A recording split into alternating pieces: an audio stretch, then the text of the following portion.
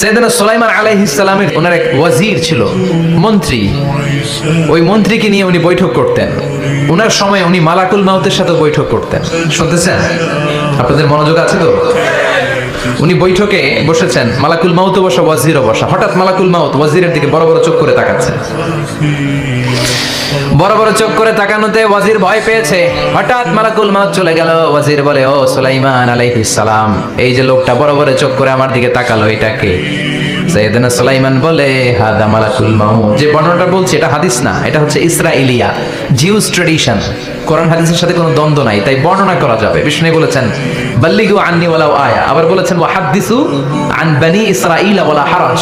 বনি ইসরাইলের ট্র্যাডিশন বর্ণনা করো, জিউস ট্র্যাডিশন বর্ণনা করো, এতে কোনো সমস্যা নাই।